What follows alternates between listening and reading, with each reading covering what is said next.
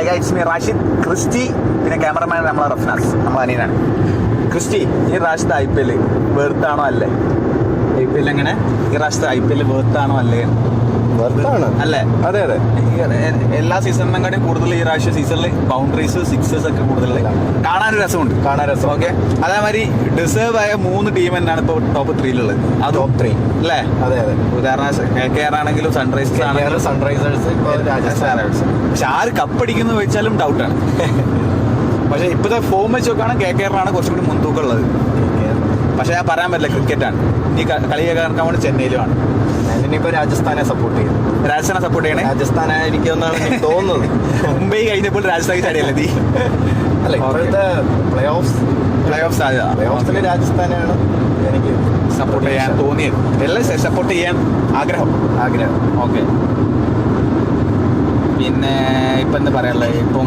ഇപ്പം വരാൻ പോണ നാളത്തെ match means eliminator 2 Sunrisers KKR അല്ല രാജസ്ഥാൻ.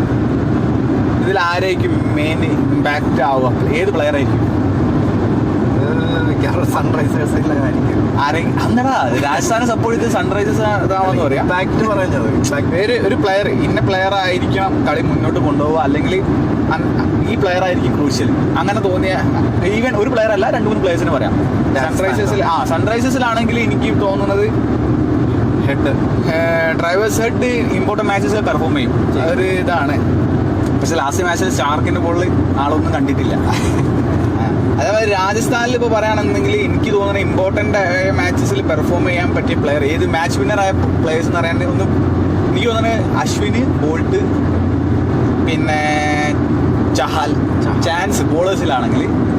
അതേമാതിരി ബാറ്റിങ്ങിലാണെങ്കിൽ എനിക്ക് പോകുന്നത് ജയ്സ്വാളിനെ എനിക്ക് ഇപ്പോഴും പ്രതീക്ഷ ഉണ്ട്. പക്ഷേ ഇമ്പോർട്ടൻറ്റ് മാച്ചസിൽ ഇപ്പോൾ ഇറാനി ട്രോഫിയിലാണെങ്കിലും അതേമാതിരി അങ്ങനത്തെ രഞ്ജി ട്രോഫിയിൽ അങ്ങനത്തെ ഫൈനൽസിൽ നല്ല പെർഫോമൻസ് കാണിച്ചു വെക്കുന്ന ഒരു പ്ലെയറാണ് ജയ്സ്വാൾ. ലാസ്റ്റ് മാച്ചിൽ ഇപ്പോൾ ഒരു 45, ഈവൻ അവൻ എല്ലാ മാച്ചസിലും ഏറ്റവും കൂടുതൽ ഔട്ടായത് ഷോർട്ട് ബോളിലാണ്. കഴിഞ്ഞ കളിയിൽ അത് ഷോർട്ട് ബോള് അവൻ എന്താ വെച്ചാൽ ഉയർത്തി അടിക്കാതെ ഗ്രൗണ്ട് ഷോട്ട്സ് മാക്സിമം യൂസ് ചെയ്ത് കളിച്ചിട്ടുണ്ട്. അപ്പോൾ അവനെ അറിയാം മാച്ച് എങ്ങനെ എന്തുകൊണ്ടാണ് അവൻ ഔട്ടാണത്. എനിക്ക് തോന്നുന്നത് കുമാർ സംഘക്കാരൻ നന്നായിട്ട് കോച്ചിങ് അതിനുള്ള മോണിറ്ററേഷൻ എല്ലാം കൊടുത്തിട്ടുണ്ടാവും. അതുകൊണ്ട് എനിക്ക് ജയ്സ്വാളിലാണ്. പിന്നെ ഓപ്പണിങ്ങിൽ എൻ്റെ അഭിപ്രായത്തിൽ ധ്രുവ് ജൂറലിനെ ഓപ്പണിങ് ആക്കാൻ എനിക്കൊരു ആഗ്രഹമുണ്ട്. എന്താണ് എൻ്റെ അഭിപ്രായം? ജോസ് ബട്ട്ലറിൻ്റെ അതിലേക്ക് TKC വരാൻ ചാൻസ് ഇല്ല, പറഞ്ഞില്ല. അതുകൊണ്ട് ധ്രുവിനൊരു ചാൻസ് കൊടുക്കാം. ഒരു മിഡിൽ ഓർഡറിൽ വേണമെങ്കിൽ നമുക്ക് ഇനിയിപ്പോൾ ഒരു ചേഞ്ച് വരുത്തോ? ഇതിൻ്റെ കാര്യത്തിൽ ഇനി ചെന്നൈ പിച്ചാണ്. ചെന്നൈ പിച്ച് എന്ന് പറഞ്ഞാൽ സ്പിന്നേഴ്സിന് ഏറ്റവും കൂടുതൽ സപ്പോർട്ട് ചെയ്യുന്ന പിച്ചാണ്. അതേമാതിരി ഒരു ബോളർ എക്സ്ട്രാ കരുത്തിനാണ് ഒരു ബാറ്റ്സ്മാൻ എക്സ്ട്രാ വെക്കണേക്കാളും കൂടുതൽ നന്നാവുക. അതുകൊണ്ട് ഞാൻ പറയുന്നത്. അപ്പോൾ എനിക്ക് ആൻഡ്രൂ ബർഗറിനോ അല്ലെങ്കിൽ മഹാരാജിനോ ചാൻസ് ഉണ്ട്.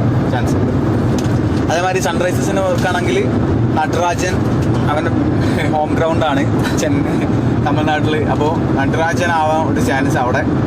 പിന്നെ ഹെഡ് നീ പറഞ്ഞാൽ മതി, അൺപ്രിഡിക്റ്റബിൾ പക്ഷേ ഇമ്പോർട്ടൻറ്റ് മാച്ചസിൽ സ്കോർ ചെയ്യുന്ന പ്ലെയറാണ്. പിന്നെ സൺറൈസേഴ്സിൽ നമുക്കൊരു പേടിക്കാൻ ആൻഡ്രൂ ക്ലാസിന് especially, but I don't know Andrew ക്ലാസിന് എന്താവും അവസ്ഥ. പിന്നെ എനിക്ക് തോന്നുന്നത് നിതീഷ് റെഡ്ഡി നല്ലൊരു ഫൈൻഡാണ് ആ സൺറൈസേഴ്സിൻ്റെ. അതെ അല്ലേ? അപ്പോൾ ഈ 50-50 ചാൻസ് ആണ്. പക്ഷെ എനിക്ക് തോന്നുന്നത് എപ്പോൾ വേണേലും മാറാം. അതെ എപ്പോൾ വേണമെങ്കിലും മാറാം. എന്തും സംഭവിക്കാം. അതുമല്ല സൺറൈസേഴ്സിന് ഒരു ബ്രേക്ക് കിട്ടിയതാണ്. രാജസ്ഥാൻ മാച്ച് കഴിഞ്ഞ് അഹമ്മദാബാദത്ത് ഒരു ദിവസം പ്രാക്ടീസ് ചെയ്യാനുള്ള കിട്ടുള്ളൂ. എനിക്ക് തോന്നുന്നത് ഇവർ യൂസ്ഡ് ആയിട്ടുണ്ടോ പ്ലേയേഴ്സ് എല്ലാവരും. പക്ഷെ ഹെഡ്മേർ വന്നത് നല്ലൊരു അഡ്വാൻറ്റേജ് ആണ് സൺറൈസേഴ്സ് അല്ല രാജസ്ഥാൻ.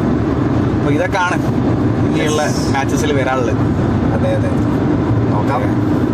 പിന്നെ നമ്മളിന്നിപ്പോൾ കളിക്കാൻ പോവാട്ടോ, അത് വേറെ കാര്യം. നമുക്കിത് ഇമ്പോർട്ടൻറ്റ് മാച്ചാണ്.